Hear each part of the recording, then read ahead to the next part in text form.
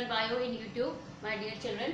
आज अपन एक नए टॉपिक को स्टडी करेंगे and that is human respiratory system, human circulatory system, और हिंदी में से कहते हैं मानव परिसंचन तंत्र। इससे पहले मैं आपको डाइजेस्टिव सिस्टम यानी पाचन तंत्र और रेस्पिरेटरी सिस्टम यानी श्वसन तंत्र के बारे में पढ़ा चुकी हूँ।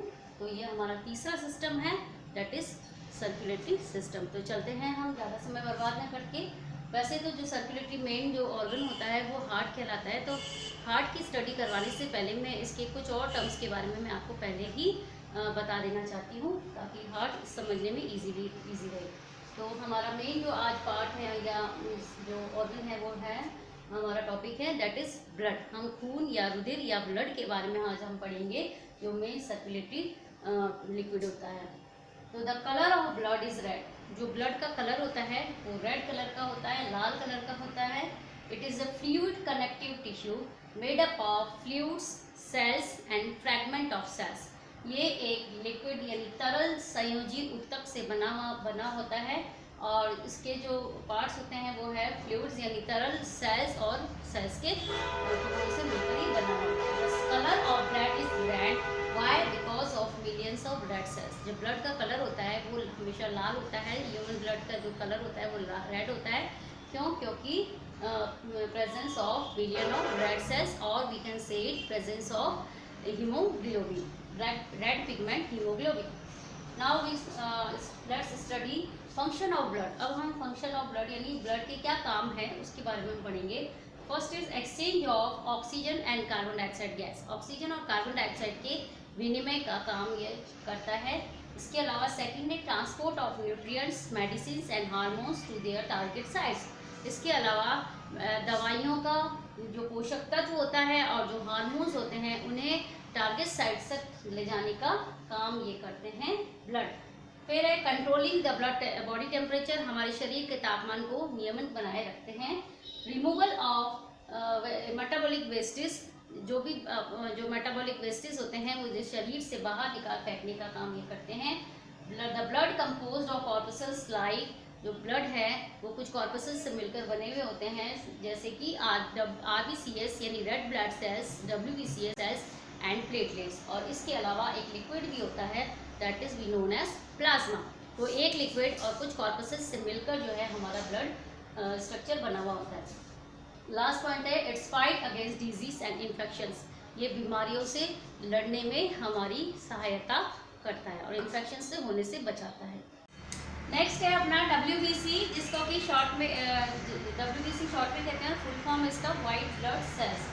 तो चलते हैं इसके बारे में थोड़ा सा समझ लेते हैं। These cells are colourless cells without haemoglobin. ये जो सेल्स होते हैं WBC या वाइट ब्लड सेल्स, ये कलरलेस होते हैं। क्यों? क्योंकि इनमें रेड कलर का जो पिगमेंट होता है हीमोग्लोबिन वो नहीं पाया जाता है, वो एब्सेंट रहता है। Second point is these cells are the largest cells of the blood. ये ब्लड की सबसे बड़ी लार्जेस्ट साइज जो होती है इस सेल्स की सबसे बड़ी होती है, लार्जेस्ट सेल्स होती है।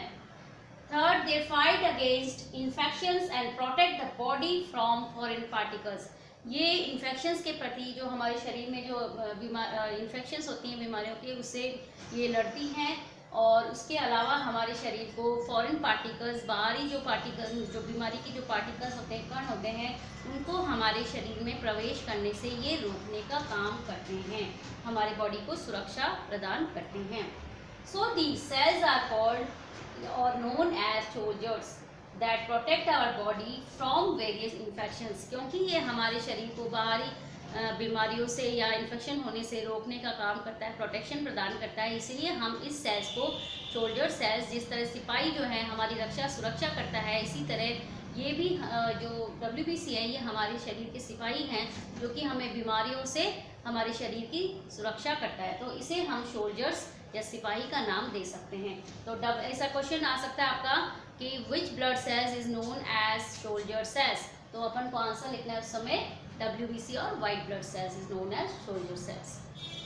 Now next point is, fifth point is WBC is makes up only 1% of the total volume. RBC जो होते हैं वो 99% वॉल्यूम होते हैं, ब्लड के टोटल वॉल्यूम होते हैं, जबकि जो WBC है इसमें ब्लड वॉल्यूम का टोटल 1% होता है। Six point, the cells are also called leucocytes. इस सेल का दूसरा जो नाम है वो है ल्यूकोसाइट, या आप WBC कह लो या वाइट ब्लड सेल्स कह लो या फिर आप ल्यूकोसाइट कह लो, एक ही बात है। अगर कोई आपसे ल्यूकोसाइट के बारे में बात करता है इसका मतलब वो आपसे WBC के बारे में बात करता है। तो इसका जो दूसरा नाम है उसे ल्यूकोसाइट कहा गया है। 7th is WBCs are divided of two types.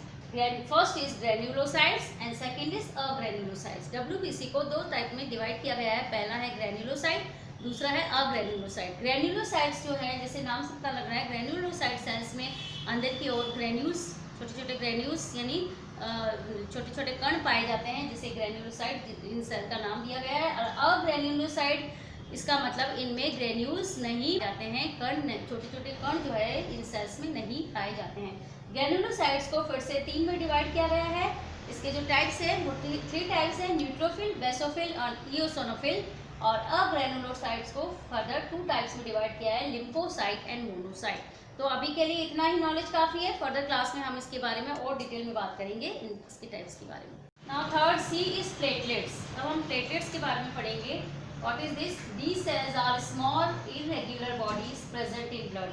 ये छोटी होती हैं और इनकी जो शेप है वो निश्चित नहीं होती है, इरेगुलर होती है, यानी कैसी भी आड़ी बाड़ी टेढ़ी, मतलब किसी भी आकार में ये हो सकती है जो कि ब्लड में प्रेजेंट होती है। It is also known as thrombocytes. इन सेल्स को हम थ्रोम्बोसाइट्स भी कह सकते हैं।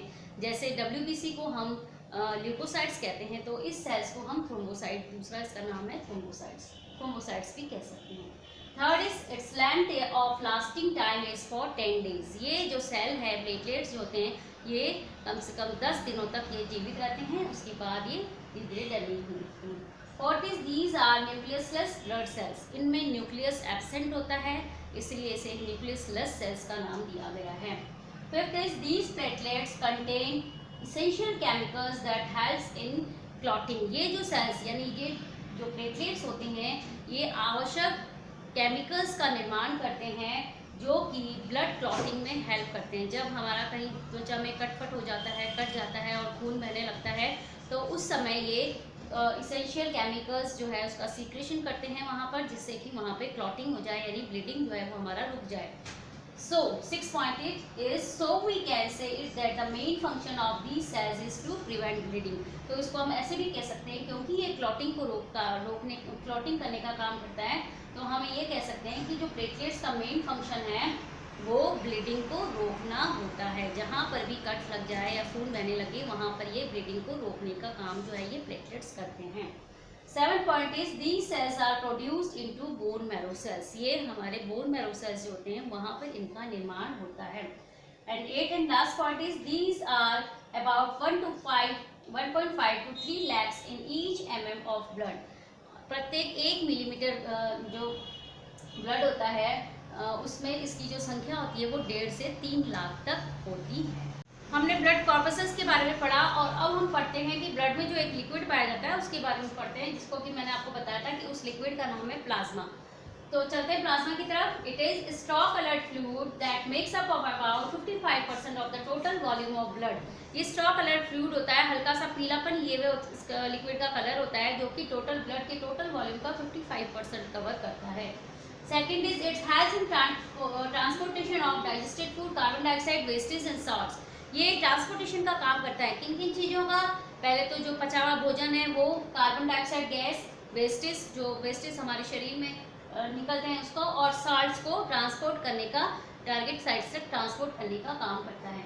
Third is plasma constitutes 55% of blood, 92% of water and 8% is the organic and inorganic substances. यानी 55% जो है ब्लड का ये प्लाज्मा कंटेन करता है, सबसे ज़्यादा मतलब इसकी मात्रा होती है ब्लड में 55% होती है। इसके अलावा 92% जो है प्लाज्मा में वाटर पाया जाता है और 8% जो है वो ऑर्गेनिक और इनऑर्गेनिक सब्सटेंसेस से मिलकर टोटल हमारा प्लाज्मा बना हुआ है। तो इसी के साथ मैंने आपको ब्लड कॉर्पसेस और ब्लड लिक्विड के बारे में बताया है। ब्लड कॉर्पसेस 3 प्रकार के होते हैं, अगेन रिपीट कर देती हूँ। RBC red blood sales, WBC white blood sales and platelets. और तीसरा जो है एक ब्लड लिक्विड होता है जिसको कि हम प्लाज्मा कहते हैं।